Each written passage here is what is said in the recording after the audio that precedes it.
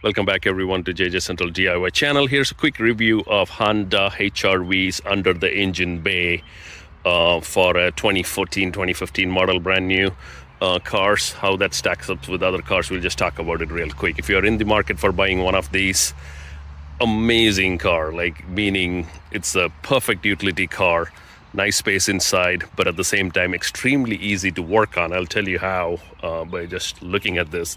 First of all, very reliable engine. Honda's 1.5 liter Earth Dreams VTEC DOHC engine, which is really reliable, puts out 158 horsepower for such a small engine, and also has, I believe, 138 foot-pounds of torque on this particular model, and that is plenty enough to zip around town. Not a heavy puller like the V6 is, but still gets things done for your normal commute, as well as extremely good and reliable fuel mileage. So upwards of 30 miles per gallon, it's all good. So let's take a look at this. Just from a maintenance perspective, if you look at this, how nice and spacious it is to see this bay. And the engine itself, once you remove the cover, super easy to change the plugs, all 4 plugs in line. So any maintenance down the road for plug change and tune-ups, super easy. Look at this oxygen sensors. You have upstream oxygen sensor right here, and super easy upstream, downstream, and further downstream.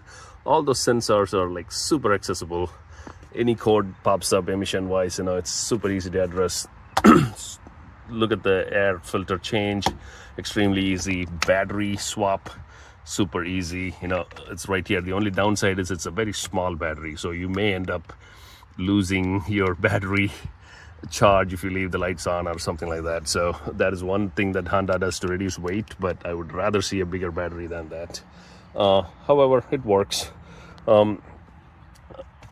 Coolant and washer fluid, kind of confusing. Usually washer fluid is here, but just be clear about that.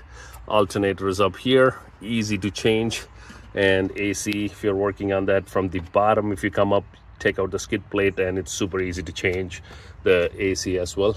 The AC ports, the low pressure port and the high pressure port are all like right here, so you can work comfortably here even after changing the AC compressor down there. The only hard thing to mess with is the serpentine belt. If you look at the belt, it's routed under the engine mount here, and it's kind of tight in here.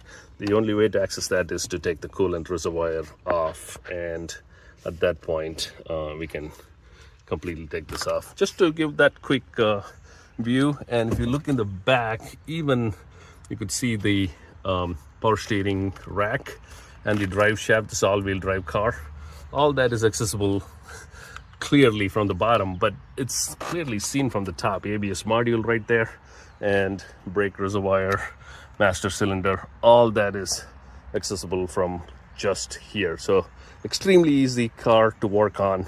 Parts are available, highly recommended. If you ever want to buy one of these, just go for it. And if you like the video, give it a thumbs up and subscribe for more content like this. I'll see you in the next video.